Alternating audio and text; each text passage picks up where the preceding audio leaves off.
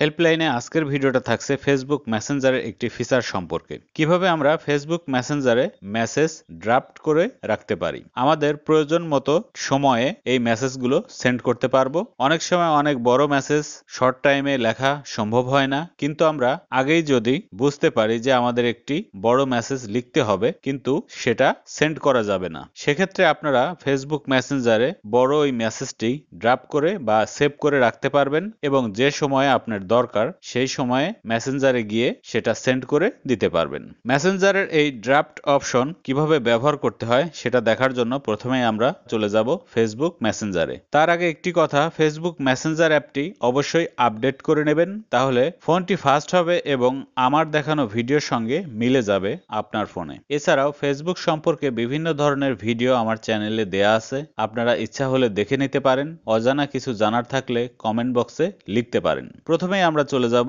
Facebook মেসেঞ্জারে, click করবেন। এরকম ইন্টারফেস আসবে, এখান থেকে যে কোনো একটি আইডি সিলেক্ট করবেন যে আইডিতে আপনি মেসেজ সেভ করে রাখতে চাচ্ছেন, অর্থাৎ ড্রাফট করে রাখবেন। আমি একটি আইডি সিলেক্ট করলাম। আইডিতে ক্লিক করার পর নিচেই মেসেজ অপশন পেয়ে যাবেন। সবাই জানেন কিভাবে মেসেজ লিখতে হয়। টাইপে মেসেজ, এই বক্সে আপনি মেসেজটি লিখবেন। দেখুন আমি একটি মেসেজ লিখেছি, এই মেসেজটি এখন আমি দিব না, আমি পরে সেন্ড করব।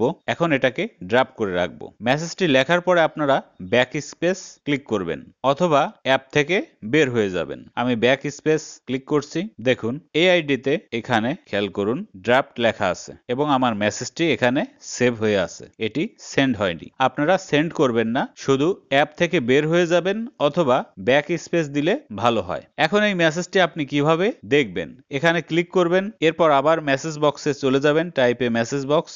এখানে গিয়ে মেসেজটি আপনি এডিট করতে পারবেন, ডিলিট করে দিতে পারবেন, আবার সেম মেসেজটি যে কোনো সময় আপনি সেন্ড করে দিতে পারবেন। এই যে নিচের দিকে সেন্ড বাটন, অ্যারো চিহ্ন, এখানে ক্লিক করলে মেসেজটি চলে যাবে। ভিডিওটি ভালো লাগলে অবশ্যই লাইক কমেন্ট দেবেন, শেয়ার করবেন বন্ধুদের মাঝে। আর যারা এখনো আমার চ্যানেলটি সাবস্ক্রাইব করেননি, অনুরোধ রইল সাবস্ক্রাইব করবেন। ভালো থাকবেন, আল্লাহ হাফেজ।